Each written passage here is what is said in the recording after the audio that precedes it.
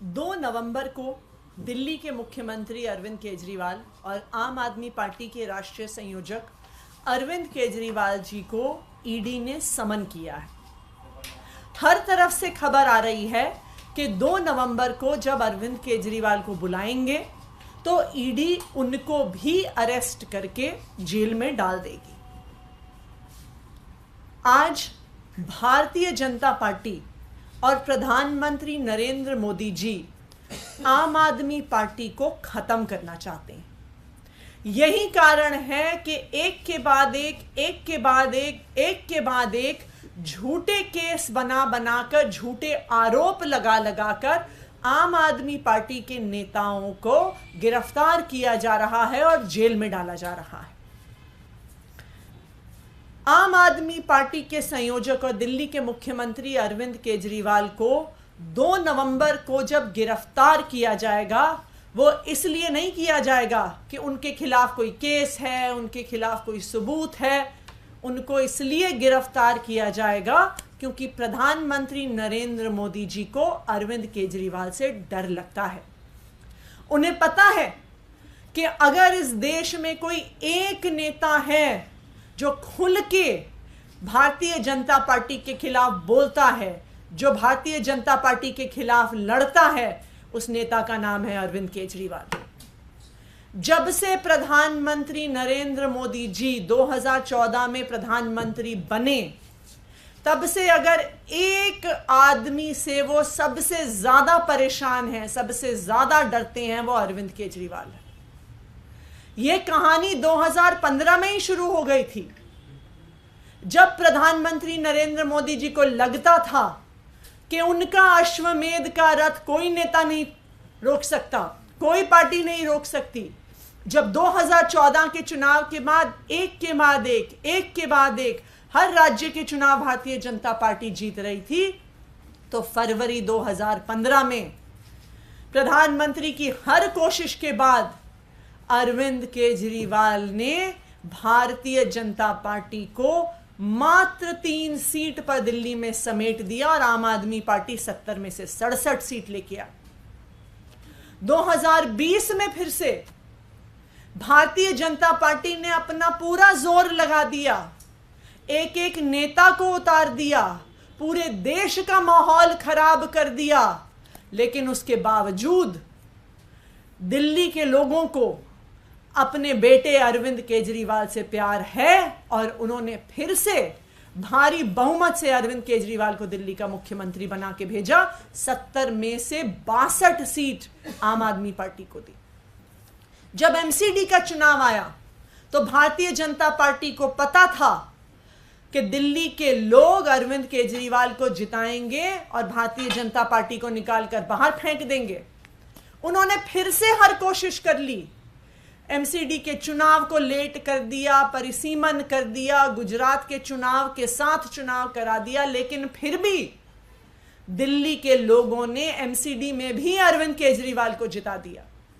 तो अब भारतीय जनता पार्टी और प्रधानमंत्री नरेंद्र मोदी जी को पता है कि वो चुनाव में अरविंद केजरीवाल को, आम आदमी पार्टी को नहीं हरा सकते हैं। तो इसलिए अब आम आदमी पार्टी को खत्म करने के लिए आम आदमी पार्टी के एक नेता को जेल में डाला जा रहा है।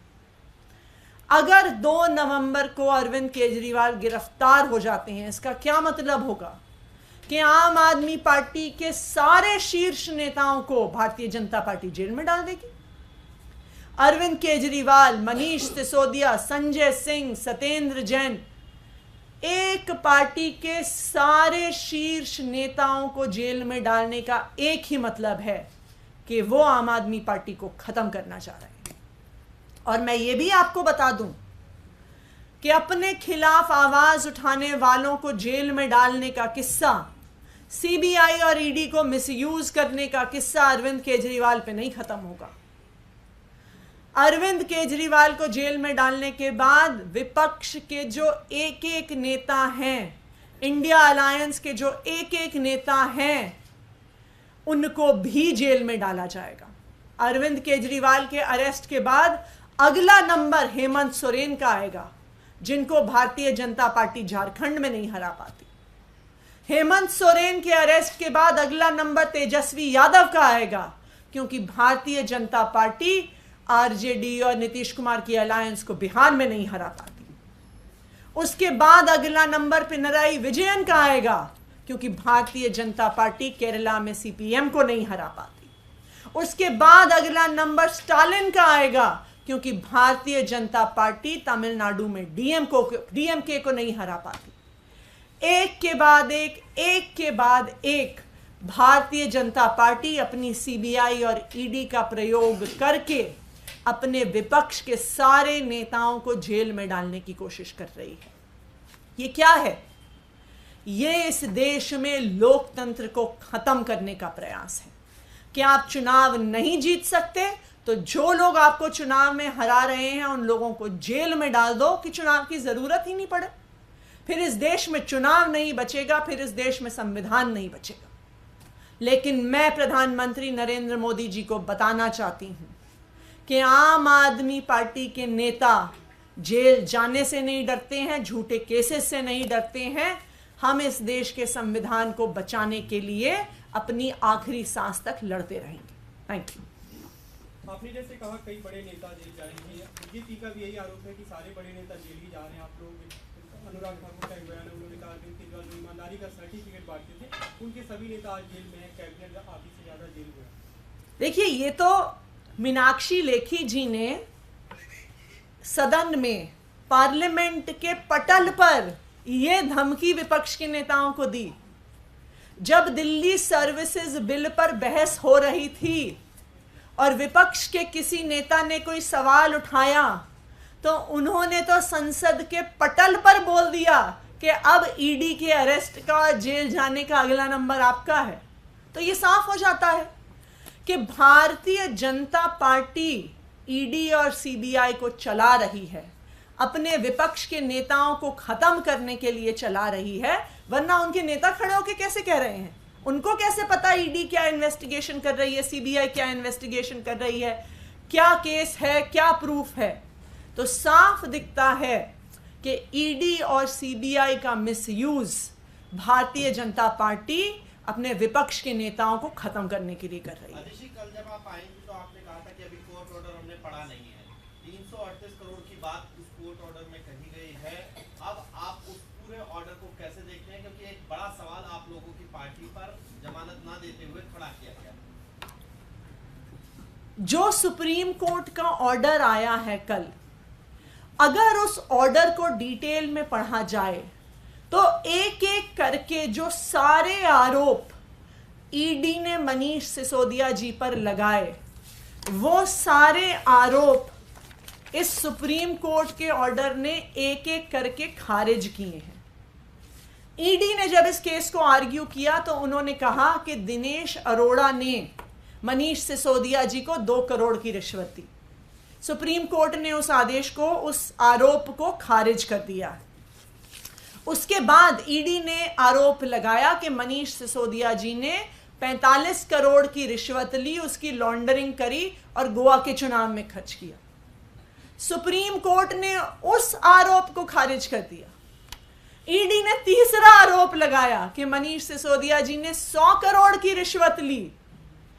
सुप्रीम कोर्ट ने उस आरोप को भी, 100 करोड़ की रिश्वत के आरोप को भी अपने इस आदेश में खारिज कर दिया है। तो जो सारे आरोप ईडी ने लगाए हैं वो एक एक करके सुप्रीम कोर्ट ने खारिज किए हैं कल के ऑर्डर।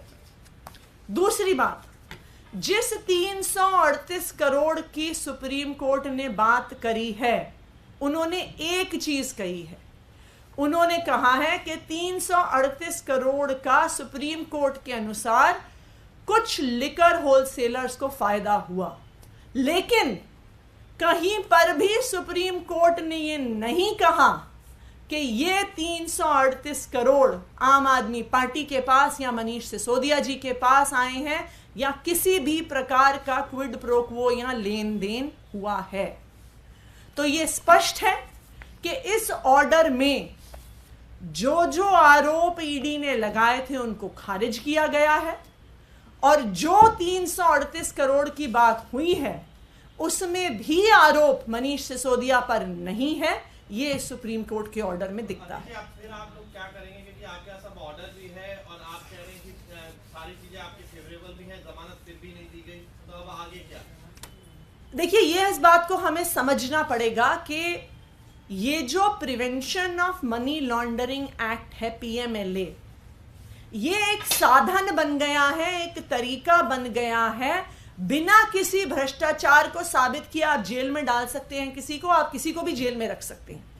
हम तो कहते हैं अगर किसी भी नेता ने भ्रष्टाचार किया है, चाहे वो आम आदमी पार्टी का हो, चाहे वो बीजेपी का हो, चाहे वो कांग्रेस का हो, चाहे टीएमसी का हो, चाहे डीएमके का हो, उसको जेल में डालो, लेकिन सबूत दिखाकर जेल में डालो। पीएमएलए के माध्यम से, जो पीएमएलए का सेक्शन 45 है, वो बिना किसी सबूत के, बिना कुछ आरोप साबित हुए ईडी को एक माध्यम देता है किसी भी व्यक्ति को जेल में डालने का और जेल में रखने का। तो हमें इस बात को समझना होगा कि आज जो ईडी के हाथ में हथियार है, जो prevention of money laundering act है, वो बिना ट्रायल के, बिना आरोप साबित हुए किसी भी व्यक्ति को जेल में रख सकता है। इसीलिए जो कल का ऑर्डर आया है उसमें इतना कुछ खारिज होने के बावजूद बेल नहीं मिली है, क्योंकि ईडी के हाथ में एक ऐसा हथियार है कि उन्हें अपने आरोप साबित करने की जरूरत नहीं है। कल सुप्रीम कोर्ट ने भी कहा है कि एंडलेसली एड इन्फिनिटम आप बिना ट्रायल के किसी को जेल में नहीं रख सकते हैं।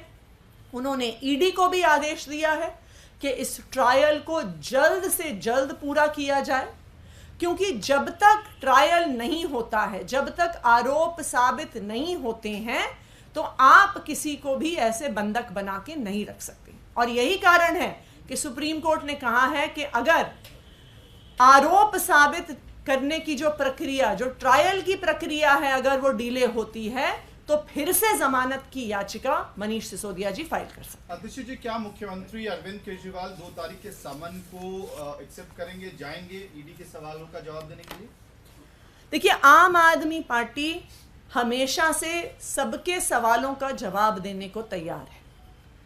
आज समस्या ये है कि आज सवालों के जवाब नहीं ढूंढे जा रहे हैं। आज आम आदमी पार्टी के एक एक नेता को जेल में डालने के बहाने ढूंढे जा रहे हैं। तो जो 2 तारीख को अरविंद केजरीवाल को समन किया गया है, वो सिर्फ सवालों के जवाब देने के लिए समन नहीं किया गया है, उनको गिरफ्तार करने के लिए समन किया गया है।